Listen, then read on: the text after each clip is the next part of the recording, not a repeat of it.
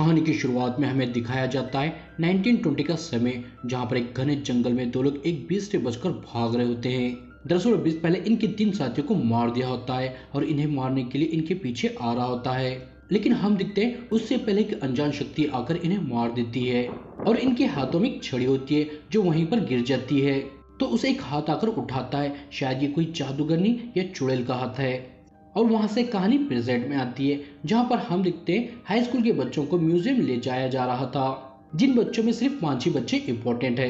पहली जुई, जिसकी मां हाल ही में कैंसर की वजह से मारी गई है, और दूसरी है कैली, जिसे पेंटिंग बनाने का बहुत शौक है लेकिन उसे बनाना बिल्कुल भी नहीं आता। और तीसरा है ओवेन, जो बहुत पढ़ाकू लड़का है। और चौथा है क्रिस, जो स्कूल का सबसे हैंडसम बंदा है। और पांचवी उसकी गर्लफ्रेंड कैटलिन। और इसके बाद यहाँ से इन्हें म्यूजियम ले जाया जाता है, जहाँ पर इन्हें डॉक्टर रोशन सभी चीजों की हिस्ट्री बताती है। और इसके बाद ये सभी एक जगह पर जमा होते हैं, जहाँ पर कैली कैटलिन की एक पेंटिंग बनाती है जो बहुत गंदी होती है। तो उसे बहुत गुस्सा आता है, तो वो उसे बहस करने लगती है। तभी वहाँ पर एक छड़ी आकर गिरती है, जिसे हमने कहानी की शुरुआत में देखा था। जो देखकर जोई जब उसे उठाती है तो उसमें से एक रोशनी आती है और सभी के ऊपर एक अजीब से सिंबल बनते हैं, जो देखकर वो कुछ भी समझ नहीं पाते। तभी यहाँ पर डॉक्टर रोशन आती है और उन्हें अपने ऑफिस में ले जाती है और इन्हें छड़ी के बारे में बताती है। जैसे इस छड़ी को ट्री ऑफ नॉलेज से बनाया गया था, जो जीवन का सोर्स है, और जादूगर इसे अपने स्वार्थ के लिए शक्ति लेते थे। और हमें ये 1920 में खुदाई के दौरान मिली थी, लेकिन जिस साइंटिस्ट ने इसे ढूंढा था वो रहस्यमय तरीके से गायब हो गया था। और इसी के साथ हमें ये क्यूब भी मिला था, जिसे देखने के लिए क्रिस उसे ले लेता है। और उसके ऐसे करते ही उस क्यूब में से एक रेड कलर की रोशनी आती है और वो फ्रीज हो जाता है, जो देखकर सभी उसे छूने लगते हैं और सभी भी फ्रीज होते हैं। जो देखकर जोई को कुछ गड़बड़ महसूस होती है तो वो छीने से मना कर देती है। लेकिन तभी उसे उसमें से उसकी माँ की आवाज आने लगती है, तो वह भी अपनी माँ को पुकारते हुए उसे छू लेती है। और उसके ऐसे करते ही सब टेलीपोर्ट होकर एक रेगिस्तान में जा गिरते हैं। और किसी को कुछ समझ में नहीं आ रहा होता वो यहाँ पर कैसे आए हैं, और सब घबराने लगते हैं। लेकिन तभी उन्हें पास ही के जंगल में से गाने की आवाज आने लगती है और हम देखते हैं ये वही जंगल होता है जिसे हमने कहानी की शुरुआत में देखा था। और ये सब उस गाने का पीछा करते करते जंगल में पहुंच जाते हैं और उन्हें वहां पर एक मारूक नामी बूढ़ा आदमी मिलता है। और वो अपनी नींद से उठकर उनसे पूछता है क्या समय आ गया है, क्या यहाँ पर जादूगरनी आ गई है। जो सुनकर उन्हें कुछ भी समझ में नहीं आ रहा होता और उन्हें वो बताता है तुम्हारी गंदगी ही तुम्हारी मौत का कारण बन सकती है, क्योंकि जंगल का रक्षक बाहर वालों की गंध सुनकर उन्हें मार देता है। जो सुनकर वो हैरान होते हैं और कुछ समझ पाते। वही बीस्ट जिसे हमने कहानी की शुरुआत में देखा था वो यहाँ पर आ जाता है और इन्हें भी मारने के लिए इनके पीछे पड़ जाता है। और वो सबसे पहले डॉक्टर रोसवन के पास जाता है और वो भागते हुए नीचे गिर के बेहोश हो जाती है। और अजीब बात होती है, वो बीस्ट उसकी गंध सुनकर भी उसे छोड़ देता है और बाकी लोगों के पीछे पड़ता है। और हम देखते हैं जुई भागते हुए एक पेड़ के पास जाती है और वो पेड़ उसे अपने अंदर ले लेता है।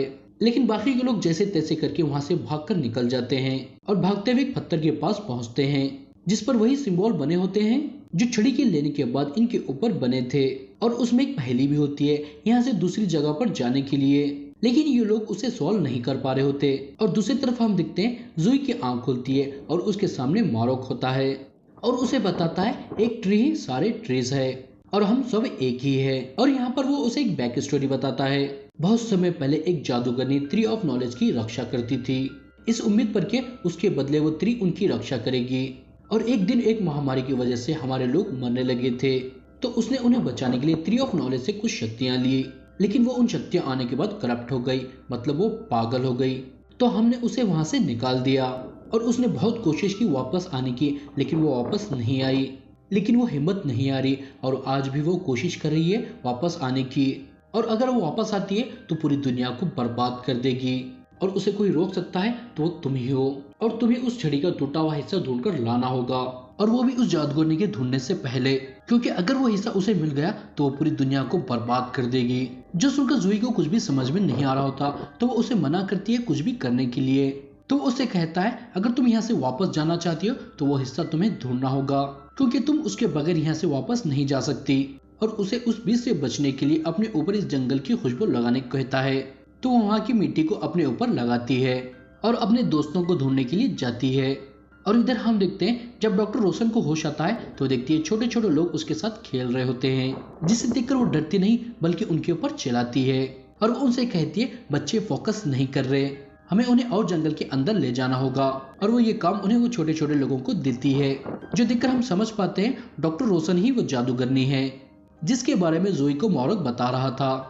और इसके बाद डॉक्टर रोशन जोई के पास जाती है और उसके सामने एक्सेप्ट करती है वो वही जादूगरनी है, लेकिन वो कोई विलन नहीं बल्कि अच्छी है। विलन तो मारोक है और वो उसे रोकने के लिए जोई को उस छड़ी का हिस्सा उसे लाकर देने कहती है और बहुत कुछ बोलती है जो इम्पोर्टेंट नहीं है, जो सुनकर जोई कंफ्यूज हो जाती है आखिर सही कौन है।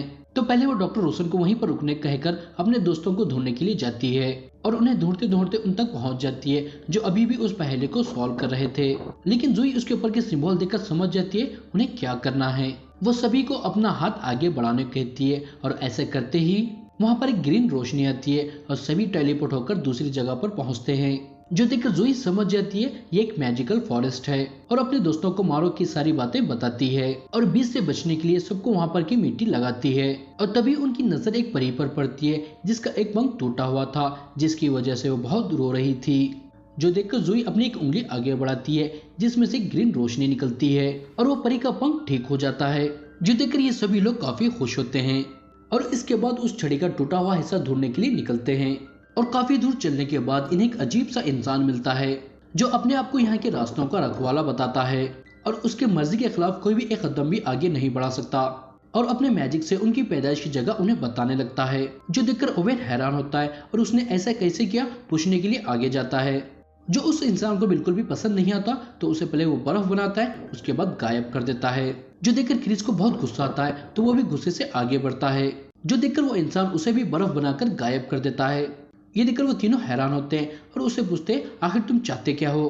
तो वो कहता है तुम्हें यहाँ से आगे बढ़ने के लिए मुझे कुछ चाहिए। तो कैली और कैटलिन उसे पैसे देने लगते हैं, जो देखकर वो उन्हें भी गायब कर देता है। और जुई कहता है मुझे सिर्फ तुम लोगों की नीयत देखनी है। तो जुई अपनी माँ की एक चीज निकालकर उसे देती है जो उसके दिल के बहुत करीब थी, जो देखकर वो समझ जाता है जुई की नीयत अच्छी है तो वो उसे वापस लौटा देता है और एक पोर्टल खोल के उसे वहां से भेज देता है। मगर हम देखते हैं जुई वहां से एक बर्फीली जगह पर आती है और वो ये सब देखकर हिम्मत हार जाती है और रोने लगती है।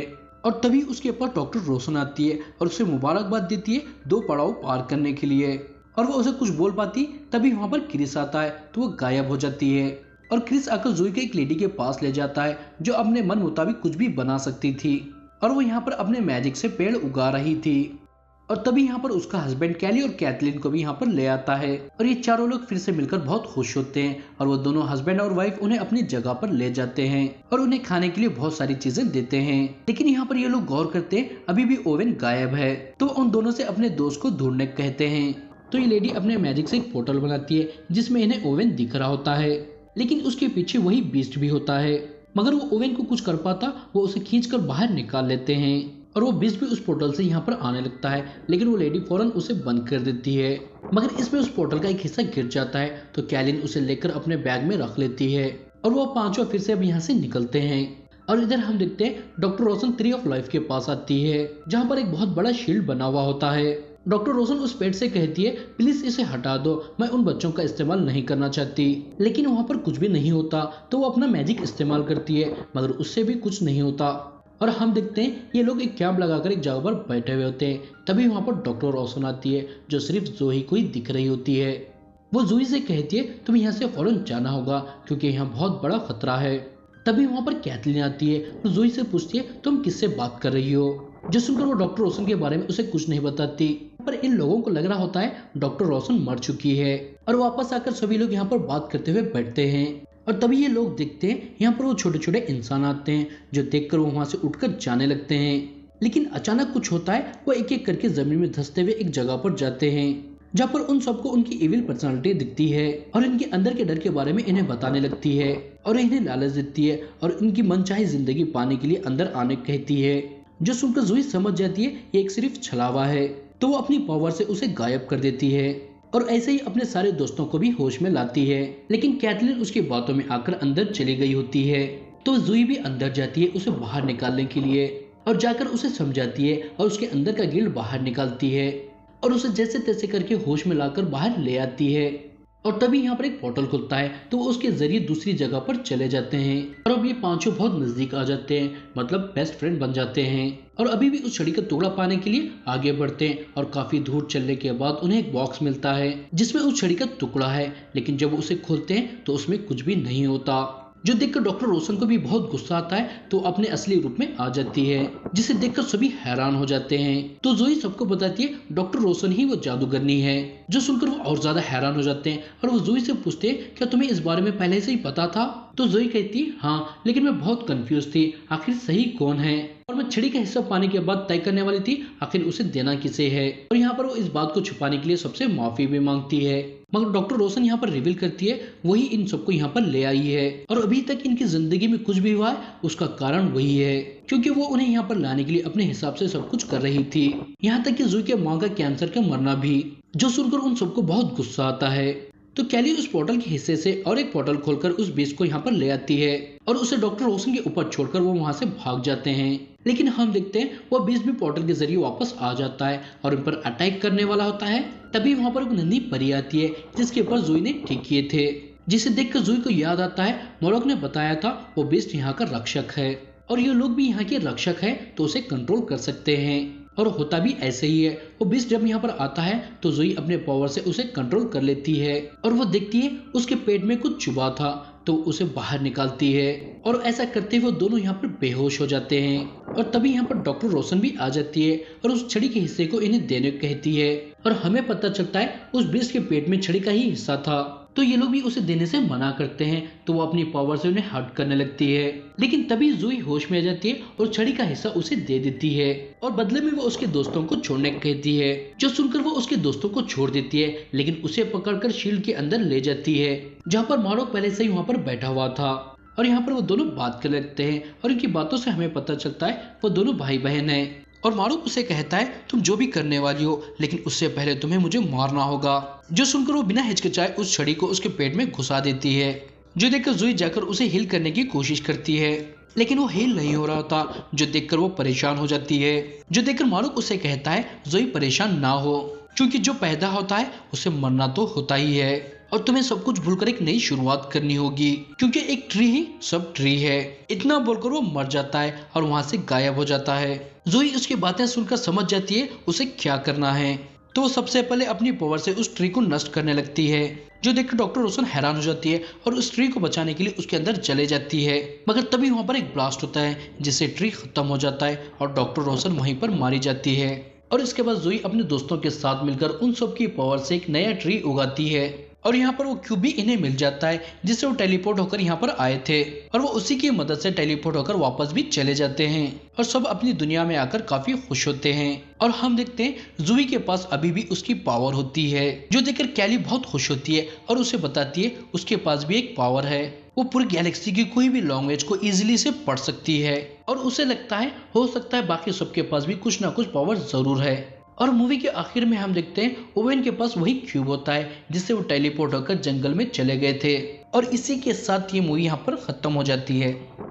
आई होप दोस्तों आपको ये वीडियो देखकर मजा आया होगा, अगर आया है तो यहाँ पर आपको 2 वीडियो दिख रहे होंगे, जाकर इनमें से एक वीडियो देख लें। तो मिलता हूँ आपको मैं वो अगली वीडियो में, जब तक टाटा बाय बाय।